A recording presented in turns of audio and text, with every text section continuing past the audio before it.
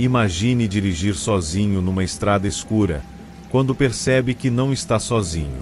A carga atrás de você não é o que parece, o motorista ao lado é seu sósia perfeito, e a estrada está viva. Estas são as 3 histórias que vão arruinar suas viagens para sempre.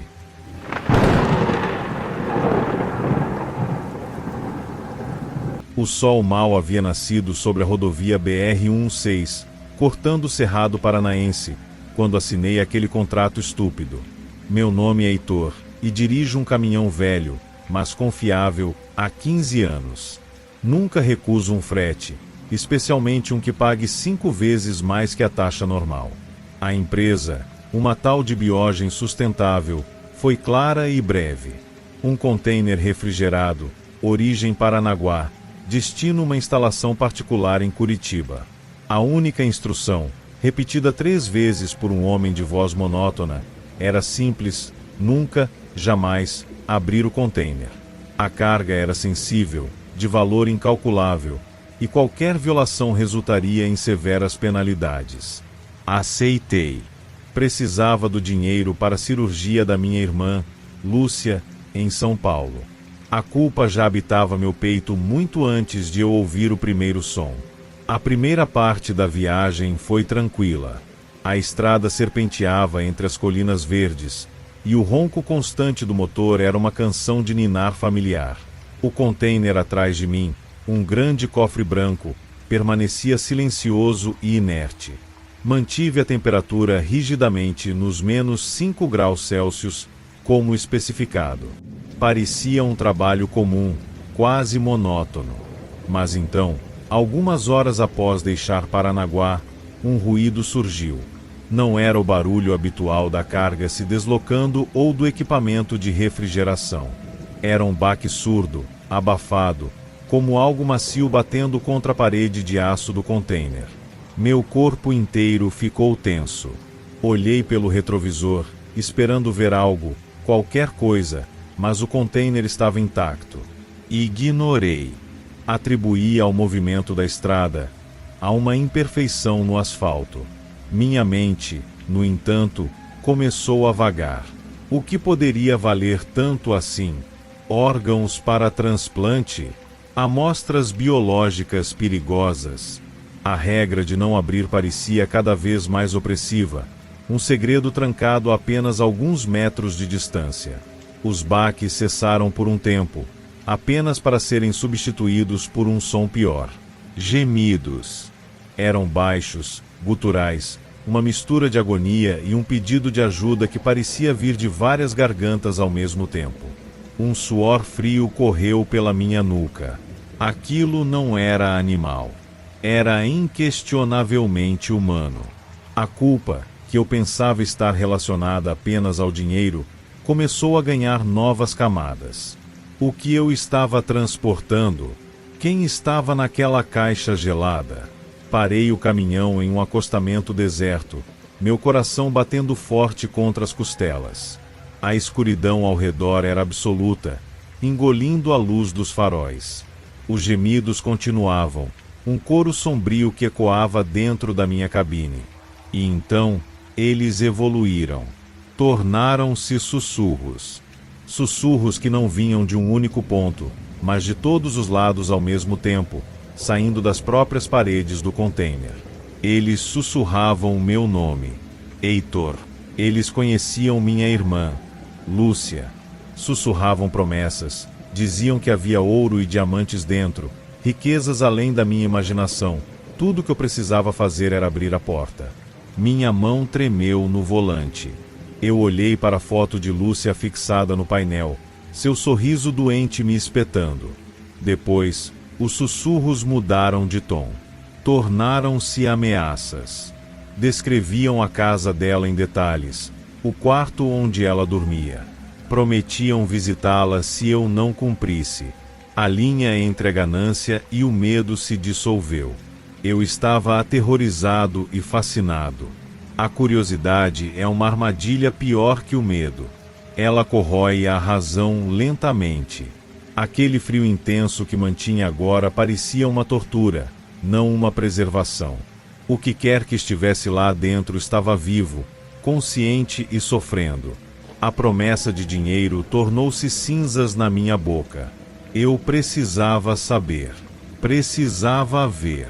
Peguei a pesada chave inglesa que guardo sob o banco, minha mão suando apesar da temperatura gelada da cabine. Desci do caminhão, minhas pernas fracas. A noite estava silenciosa. Apenas o zumbido baixo do compressor quebrava a quietude. Os sussurros pararam. Uma calma sinistra pairou sobre mim. Caminhei até a parte traseira do container. A grande porta parecia a entrada de uma tumba.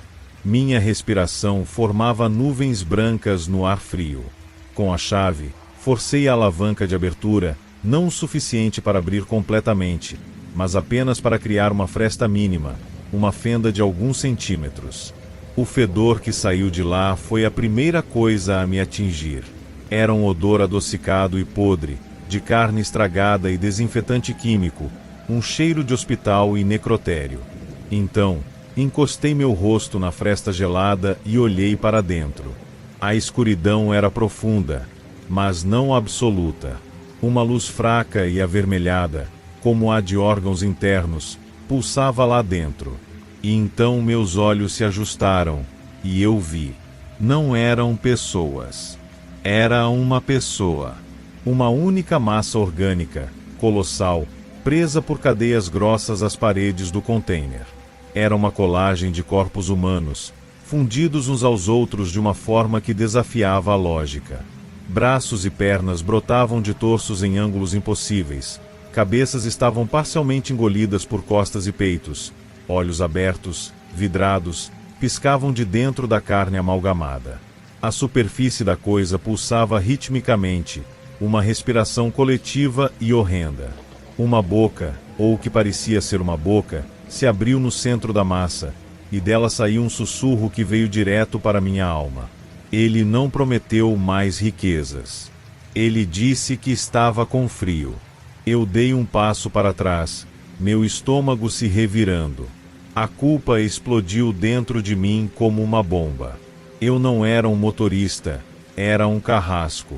Aquele sistema de refrigeração não era para preservar a carga, era para mantê-la contida, fraca. Ao abrir a fresta, eu havia violado o único princípio de segurança. Eu havia aquecido o monstro. Antes que eu pudesse reagir, coisas se moveram na escuridão. Tentáculos, não de borracha ou metal, mas de carne viva e palidamente humana, dispararam da fresta. Eles eram rápidos, feitos de dedos entrelaçados e braços retorcidos, terminando em garras ossudas. Um me atingiu no peito, não com um impacto, mas com uma aderência fria e úmida. Outro envolveu minha perna, puxando-me para trás, em direção à fresta escancarada. Eu gritei, lutando contra a força inumana, mas era como lutar contra um mar de carne. Os tentáculos me arrastaram, não para dentro do container, mas ao longo do chão, em direção à parte dianteira do caminhão.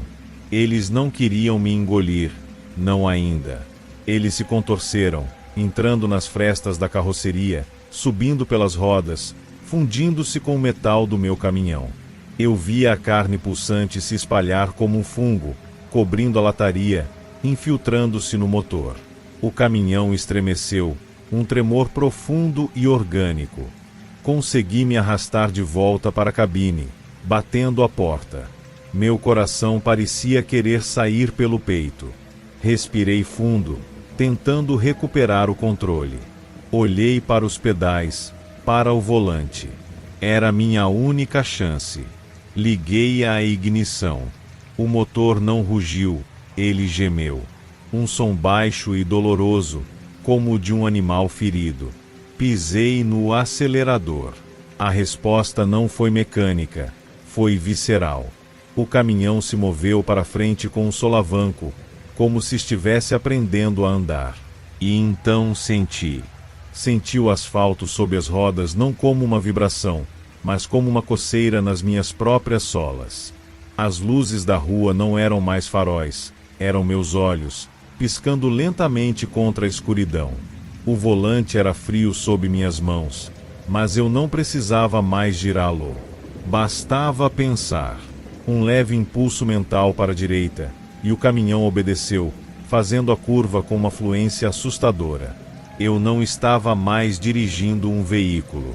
Eu era o cérebro de uma criatura colossal, um parasita preso no crânio de metal e carne deste monstro. A entidade dentro de mim, porque agora ela estava em toda parte, não apenas no container, mas nas paredes, no teto, nos bancos, sussurrou um novo comando na minha mente. Não era mais uma ameaça ou uma promessa. Era um destino. Ela mostrou uma imagem na minha cabeça, tão clara quanto a foto de Lúcia. Era minha casa, na pacata cidade de Antonina, à beira do mar. A casa onde minha irmã convalescia. A entidade estava com frio, sim, mas não do frio do container. Ela estava com frio da solidão. Ela queria uma família. Ela queria ir para casa, para minha casa, para se juntar a Lúcia. Um pavor tão profundo me dominou que anulou todos os outros sentidos. Eu lutava contra o controle, tentando virar o volante, frear, qualquer coisa. Mas meus membros estavam pesados, e a vontade da criatura era um oceano contra o meu riacho de resistência. Meus pés, que deveriam estar nos pedais, pareciam fundidos ao assoalho. O caminhão, esta extensão do meu próprio corpo aprisionado, ignorou meus esforços e manteve seu curso, sua velocidade aumentando constantemente.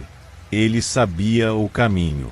Eu sentia sua antecipação, uma fome antiga e terrível. E é aí que você me encontra, preso dentro desta casca de aço e agonia, narrando estes pensamentos finais. Você que está lendo este relato, talvez em um arquivo, talvez em uma mensagem que consegui enviar em um momento de fraqueza do controle da criatura, ouça-me. Você acha que o medo é um susto, um grito na escuridão. O verdadeiro terror é a impotência. É saber que seus atos, motivados pela ganância ou por uma culpa mal compreendida, desencadearam uma cadeia de eventos que você não pode mais controlar.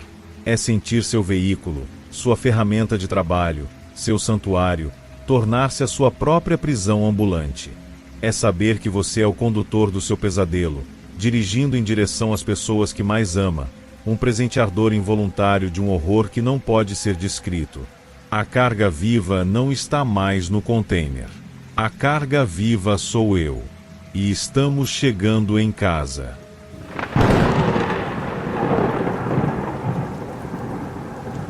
A estrada BR-040 era minha única companhia naquela noite escura. Um tapete de asfalto que serpenteava entre as montanhas de Minas Gerais. Eu, Guilherme, conhecia cada curva desse trajeto entre Belo Horizonte e Rio de Janeiro como a palma da minha mão. Meu caminhão, um Volvo vermelho de placa ABC1A23, era mais que uma máquina, era meu lar sobre rodas, carregando eletrônicos para São Paulo. A solidão da estrada era um preço pequeno para sustentar minha esposa, Ana, e nosso filho pequeno, Pedro, que me esperavam em casa. A penumbra dentro da cabine era quebrada apenas pelos ponteiros verdes do painel e pelos faróis que cortavam a escuridão como uma lâmina. Foi então que vi os faróis se aproximando rapidamente por trás, uma presença intrusiva que quebrou a rotina. Um caminhão idêntico ao meu, mesma cor, mesma marca, mesma placa, surgiu ao meu lado como um fantasma. Meu coração parou por um instante, confuso. Como era possível? Eu era o único com essa configuração na frota. Olhei para o motorista, e o sangue gelou nas minhas veias. Era eu, ou algo que se parecia exatamente comigo, mas com um sorriso vazio e olhos vazios que me encaravam fixamente. Ele não piscava, não se mexia, apenas sorria daquela maneira antinatural, como uma máscara mal colocada.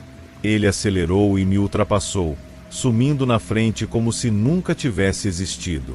Uma sensação de incredulidade e medo se apoderou de mim. Talvez fosse cansaço, uma alucinação de muitas horas ao volante. Abanei a cabeça e segui em frente, tentando ignorar o frio na espinha. Minha tentativa de racionalizar durou pouco. Minutos depois, Os faróis reapareceram atrás de mim, no mesmo caminhão. Ele se manteve colado à minha traseira, suas luzes altas ofuscando meus espelhos. Pesquei os faróis, sinalizei, mas ele não recuou. Aproximou-se ainda mais, quase tocando minha carroceria. Acelerei, tentando distanciar-me, mas ele me acompanhou com uma precisão assustadora. De repente, ele mudou para a pista da esquerda e veio para o lado, forçando-me a desviar para o acostamento. Pedras batiam no chassis, e eu mal mantinha o controle. Olhei para ele, e seu rosto já não era mais perfeito. A pele ao redor da boca parecia esticada demais, como se estivesse se desfazendo, e seus olhos estavam mais fundos, mais escuros. Aquele sorriso permanecia, agora torcido, quase uma careta. Ele começou a brincar comigo, como um gato com um rato. Desaparecia em túneis e reaparecia atrás de mim instantaneamente, como se teletransportasse. Forçou-me a sair da estrada principal, entrando em estradas secundárias escuras e perigosas que eu nem conhecia. Cada vez que olhava, seu rosto estava mais deformado, com sulcos profundos na testa, a boca aberta em um riso mudo que me fazia tremer. Eu gritava dentro da cabine, mas nenhum som saía, minha garganta estava seca de terror. Ele não era mais meu sósia, era uma caricatura grotesca de mim, um reflexo distorcido que ganhava vida própria. Em um momento de distração, enquanto desviava de um buraco na estrada, o caminhão-espelho simplesmente sumiu. Não havia sinal dele na frente ou atrás. A estrada estava deserta novamente, e a quietude era mais assustadora que a perseguição. Respirei fundo, minhas mãos ainda tremendo no volante. Precisava parar, me recompor. Avistei um posto de gasolina à frente, uma luz fraca no meio do nada. Estacionei ao lado de uma bomba, desci do caminhão com pernas vacilantes. O ar noturno era frio, mas eu estava suando. Ao entrar no Convenience Store, o atendente, um homem jovem chamado Tiago, olhou para mim e seus olhos se arregalaram. Ele recuou um passo, levando a mão ao peito. Perguntei o que havia de errado, e ele balbuciou que eu parecia assustador. Ri nervosamente, disse que era apenas cansaço. Pedi para abastecer e paguei com meu cartão. A máquina negou a transação. Tentei novamente, mesma coisa. Tiago olhou para o sistema e disse que o cartão não existia. Mostrei minha CNH, e ele comparou a foto comigo. Seu rosto empalideceu. A foto na carteira não era minha, era daquele sósia, com aquele sorriso vazio e os olhos mortos. Meu nome, Guilherme Silva, não constava no sistema. Tiago me encarou com medo genuíno, como se eu fosse um monstro. Saí do posto correndo, meu coração batendo descontroladamente. Liguei para Ana pelo celular, mas a linha estava morta. Tentei acessar minhas contas bancárias pelo aplicativo, todas bloqueadas. Uma sensação de desespero tomou conta de mim. Eu não existia mais. Alguém, ou algo, havia tomado meu lugar. Lembrei-me de histórias que outros caminhoneiros contavam em postos, lendas sobre motoristas que encontravam seus duplos e desapareciam. Decidi investigar. Liguei para um colega, Marcelo, que viajava pela mesma rota. Ele atendeu, mas sua voz estava estranha, mecânica. Disse que não me conhecia, que Guilherme Silva era outro homem, e desligou. Foi quando percebi que isso não era sobre mim, era sobre o que aquele duplo faria com minha família. Aquele ser não queria minha vida, queria destruir tudo que eu amava. Você que está lendo isso, em algum lugar seguro, talvez em sua casa, pense bem, como você saberia se o reflexo no espelho é realmente você? Como provaria sua própria identidade se o mundo inteiro visse outra pessoa? Essa dúvida é a semente do pavor que consome minha alma agora. Dirigi até Rio de Janeiro, onde Ana e Pedro estavam. A cidade estava movimentada, mas eu me sentia invisível. Estacionei perto de nosso apartamento e observei pela janela. Lá estava ele, meu duplo, sentado à mesa de jantar com minha família. Ele parecia normal, sorridente, mas eu via frieza em seus olhos. Ana riu de algo que ele disse, e Pedro abraçou suas pernas. Meu estômago embrulhou. Eu tinha que impedi-lo, não para recuperar minha vida, mas para salvá-los dele.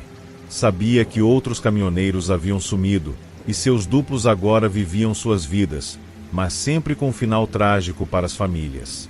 Encontrei registros online de desaparecimentos, todos com relatos de caminhões espelhos. A noite caía quando decidi agir. Subi silenciosamente até o apartamento. A chave ainda funcionava. A porta rangeu levemente ao abrir, e eu entrei na sala. Lá estava ele, de pé, me esperando, como se soubesse que eu viria. Seu rosto já não era uma cópia, era uma distorção completa, com feições alongadas e uma pele que parecia derretida. Seus olhos brilhavam com uma luz interior doentia. Ele sussurrou baixo, dizendo que eu era um intruso, que aquela vida era dele agora. Avancei contra ele, não por ódio, mas por um instinto primal de proteção. Lutamos em silêncio, nossos corpos se chocando contra os móveis, até que consegui imobilizá-lo no chão. Olhei para seus olhos e vi o vazio absoluto, a falta de alma. Ele riu, um som seco e rouco, e então seu corpo começou a se desfazer em uma fumaça escura, desaparecendo completamente. Mas era tarde demais. Ana entrou na sala, gritou ao me ver. Ela não me reconheceu, viu apenas um estranho violento. Pedro chorou, escondendo-se atrás dela. Tentei explicar, mas as palavras não saíam.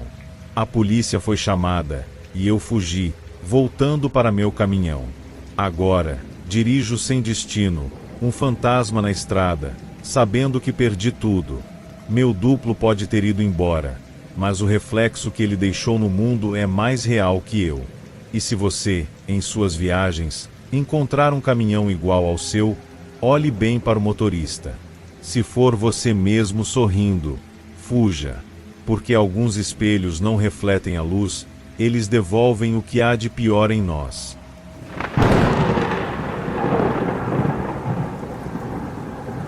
A placa de desvio na BR-070 em Goiás parecia comum, uma seta vermelha apontando para uma estrada de terra à direita, mas algo em sua ferrugem excessiva e na ausência de qualquer logotipo oficial me fez hesitar. Eu, Daniel, um caminhoneiro de Sorocaba, sempre confiei em meu instinto, mas naquela tarde abafada, a pressa de entregar uma carga de grãos em Brasília falou mais alto. Virei, e quase imediatamente o asfalto desapareceu, substituído por um caminho de terra avermelhada e irregular que não constava em nenhum dos meus mapas ou GPS. O mundo exterior, com seus céus azuis e sons de vida, pareceu se afastar como um sonho, envolto por uma névoa súbita e espessa que chegou do nada.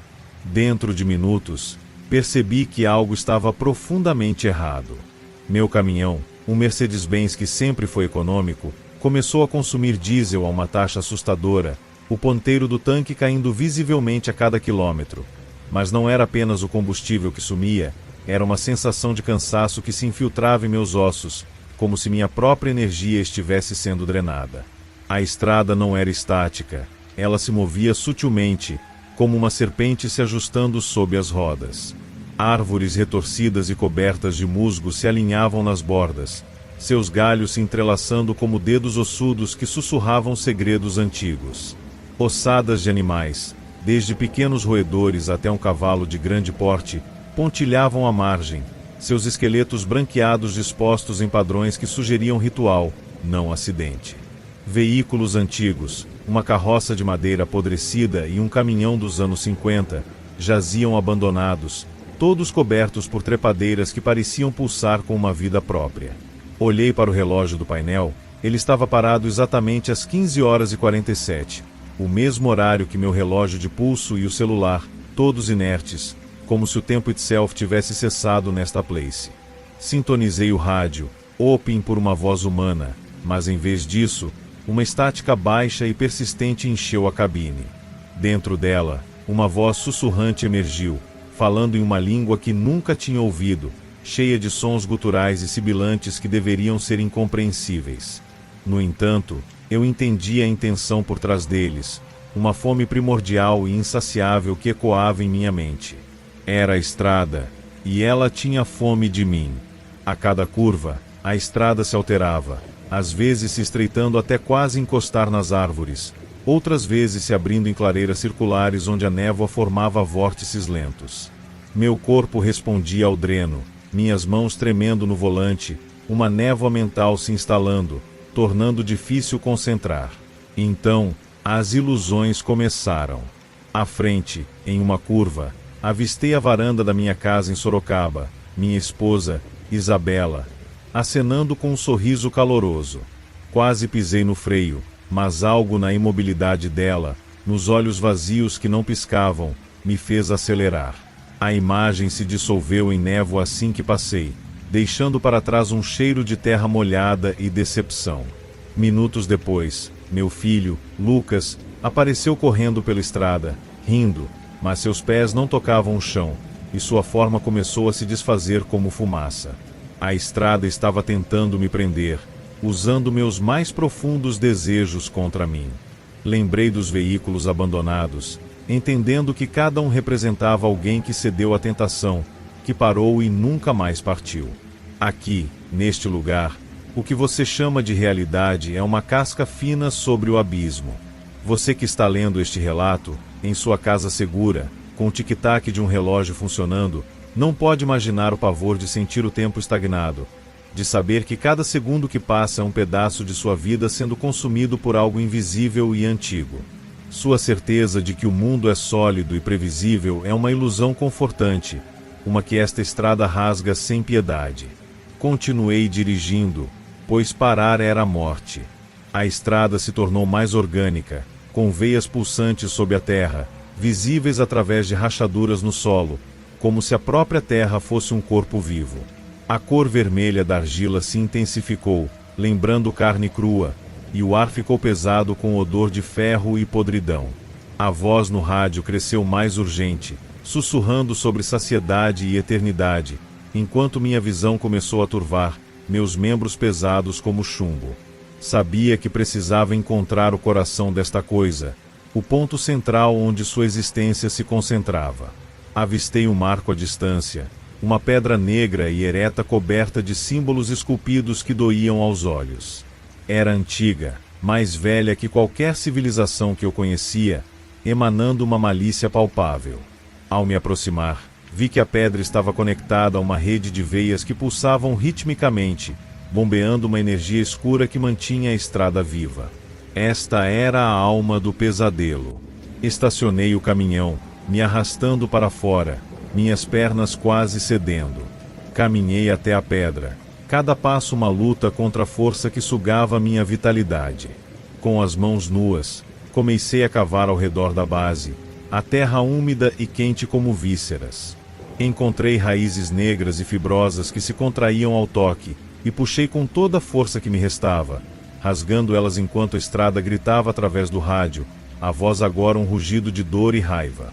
A pedra tremeu, e as veias pulsantes desaceleraram. Usei uma barra de ferro do caminhão, golpeando a pedra repetidamente até que rachaduras aparecessem, liberando um fluido escuro e viscoso que cheirava a melaço e morte. Com um último esforço, empurrei a pedra, e ela tombou com um baque surdo, quebrando-se em pedaços. Imediatamente, a estrada começou a se desintegrar, a névoa se levantando, as árvores se retorcendo e murchando. As ilusões desapareceram, e o tempo pareceu retomar, com os relógios voltando a funcionar. Subi de volta no caminhão, que agora respondia normalmente, e segui em frente, encontrando a BR-070 após alguns quilômetros, o mundo real retornando como um suspiro de alívio. Mas até hoje, sinto um cansaço profundo que nunca vai embora, e nos meus sonhos, ainda ouço sussurros da estrada, lembrando-me que alguns lugares no mundo são conscientes, e eles nunca esquecem aqueles que quase devoraram.